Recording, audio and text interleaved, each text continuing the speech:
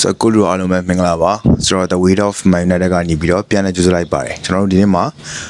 ညကစားသွားတဲ့ပွဲကြောင်းနဲ့ပွဲပြီးသုံးသက်ချက်လေးနဲ့လှုပ်သွားမယ်ပေါ့နော်ဆိုတော့ view လေးပါညာကြည့်လို့ရအောင်လို့ကျွန်တော်ဒီနေရာလေးမှာဒီလိုလေးရိုက်ထားပေးတယ်အဆင်မပြေတာလေးတွေရှိရဆိုလို့ရှိရင်လည်းကြိုပြီးတော့တောင်းပန်ထားကြပါတယ်ဆိုပထမဦးဆုံးစပြီးတော့ပြောရမယ်ဆိုရင်မင်းညတုန်းကကျွန်တော်တို့ဒီ PSG နဲ့ကန်တယ်ပေါ့နော်ဆိုတော့ PSG နဲ့ကန်တဲ့ပွဲမှာအဓိကကစားသမားတော်တော်များစပြီးတော့ပေါ်ထွက်လာတာကိုတွေ့ရတယ်international ကနေပြီးတော့ပြန်လာတဲ့ကစားသမားအနှဲငယ်လောက်ပဲဒုတိယပိုင်းကျမှဝင်ပြီးတော့ကစားရတယ်ပေါ့နော်မြင်တောင်ပြောရမယ်ဆို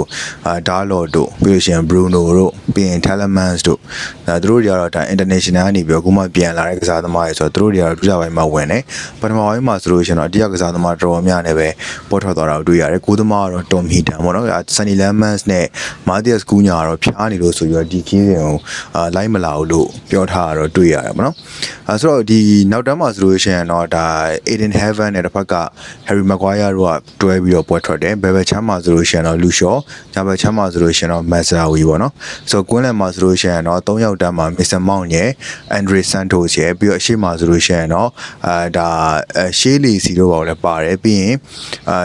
Brian Mbeumo တို့ပြီးလို့ရှိရင် Ahmed တို့ပေါ့နဲ့တွဲပြီးတော့ပွဲထွက်သွားတာကိုကျွန်တော်တို့တွေ့ရတယ်ပေါ့နော်ဆိုတော့မဆိုးပါဘူးပထမပိုင်းမှာကစားဝင်တော်လေးကောင်းတယ်မထင်မှတ်တဲ့အမှားတစ်ခုကနေပြီးတော့ Eden Heaven ရဲ့အမှားကနေပြီးတော့ဂိုးတကူပေးလိုက်ရဆိုပေမဲ့ချက်ချင်း recovery ပြန်လုပ်ပြီးတော့ attacking တွေရော transition တွေရောတော်လေးကောင်းအောင်သူကစားသွားနိုင်တာကိုကျွန်တော်တို့တွေ့ရတာပေါ့နော်ပြီးတော့ဒီ chipper goal ကိုလည်း Brian Mbeumo ကစက်တိုက်ပြီးဖောင်ဖြစ်နေတဲ့အနေထားကနေပြီးတော့ပဲ on fire ဖြစ်ပြီးတော့တွင်းပေးသွားတယ်ဆိုတော့ဒီညလေးမှာလည်းတော်လေးအဆင်ပြေတာကိုကျွန်တော်တို့တွေ့ရတာပေါ့နော်တစ်ခုပဲပေါ့နော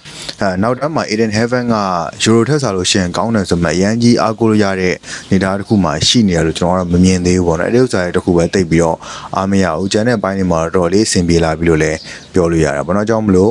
့ပြောမယ်ဆိုလို့ရှိရင်တော့အားရစရာတော်လေးကောင်းတဲ့အနေအထားတစ်ခုမှမင်းညခြေစွမ်းရတော့ကစားသွားတယ်အမတိုင်ငင်ပွဲတွေလည်းစက်တိုက်အားရအောင်ကစားပြထားတာဆိုတော့တော်လေးအဆင်ပြေလို့ပြောလို့ရတယ်ပေါ့နော်ကြောင့်မလို့ United အသင်းရဲ့လက်ရှိကစားမယ့်ပွဲနှစ်ပွဲပဲခြေစမ်းပွဲကျန်တော့တယ် Leeds United နဲ့ကန်မယ်ပြီးလို့ရှိရင် Ruben Amorim ရဲ့ AC Milan နဲ့ကန်မယ်ပေါ့နော် AC Milan ကမနေ့ကကန်သွားတဲ့ပွဲစဉ်အရဆိုလို့ရှိရင်တော့တော်တော်လေး AC Milan ကစားသမားလည်းအားနေတယ်လို့ Ruben Amorim ကလည်းနီးစနစ်ပိုင်းအခုချိန်ထိကိုအားနေနေတော့မယ်လို့ပြောလို့ရတယ်ပေါ့နော်အကြောင်းမလို့ကျွန်တော်တို့ဒီ AC Milan ကိုတော့အနိုင်ရမယ်လို့တော့မျှော်လင့်တာပဲပေါ့နော်ဆိုတော့ဘယ်လိုလာမလဲကျွန်တော်မသိသေးဘူးချက်တော့စောင့်ကြည့်ရမယ် Leeds United ကတော့တကယ်ကိုစမ်းသပ်မှုကြီးလိုက်မယ်ဘာလို့လဲဆိုလို့ရှိရင်တော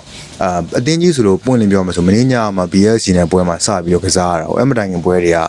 Rosenborg တို့ပြောချင်တဲ့ဒီအတင်းတွေကျတော့နည်းနည်းအတင်းသေးတယ်လို့ပြောလို့ရတာပေါ့နော်ဆိုတော့ Leeds United နဲ့ပွဲကြလို့ရှိရင်တော့ England Premier League အတင်းချင်းလည်းဖြစ်တယ်ဆိုတော့အဲ့ဒီပွဲကြလို့ရှိရင်တော့ထားမထားပဲနဲ့ကန်မလာ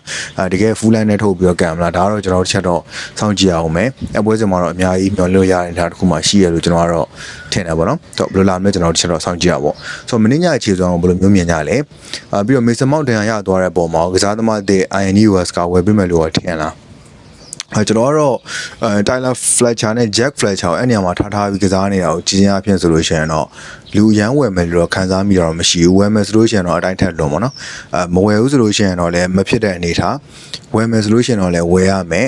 မဝယ်ဘဲနဲ့သွားမယ်ဆိုလို့ရှိရင်တော့ပြိုင်ပွဲ3ရက်စလုံးကိုဒီလူ4ယောက်လောက်နဲ့အမာကန်၄ယောက်ပဲထားဗျာဥကားတေးကလည်းအတင်းနဲ့အန်သိမ့်မဝင်သလိုဒဏ်ရာကလည်းတရားစီလုံးရနေတယ်ပေါ့နော်မေဆန်မောင်ကလည်း3ပွဲကန်လိုက်တပွဲလောက်ပြန်နားလဲပုံစံဖြစ်နေဖြစ်တဲ့အတွက်မေဆန်မောင်ကလည်းအာမကောရတဲ့အနေထားမှာ3ယောက်4ယောက်အမာကန်ပေါ့နော်ဆန်တိုစ်ရဲ့Telemans ရဲ့ Bruno ရဲ့ပြီးရင် Kobe Mainoo ရဲ့ဒီ3ယောက်ထင်တော့ဘလို့မအောင်အဆင်မပြေနိုင်ဘူးလို့ကျွန်တော်တို့ထင်တယ်အဲကြောင့်မလို့သူခေါ်တဲ့လို့တော့ထင်တာပဲလူချင်းမတော့ဘလို့ထင်လဲနောက်တန်းမှာဆိုလို့ရှိရင်ဘယ်ကစားသမားတွေလိုအပ်နေသေးရလို့ထင်လဲကွင်းလယ်မောင်အားရပြီလို့ထင်လားလက်စစ်ပိုင်းမှာဆိုလို့ရှိရင် backup striker ကိုခေါ်တဲ့လို့ထင်သေးလားဘယ်လိုမျိုးထင်မြင်စားမိရလေးရှိလဲ Sunny Lemans ပြန်လာရင်တော့ဂိုးသမားကတော့ကနန်းငိမ်ပါတယ်ဒါလိုကဒုတိယဂိုးသမားဖြစ်မယ်တစ်ဖက်ကဒီ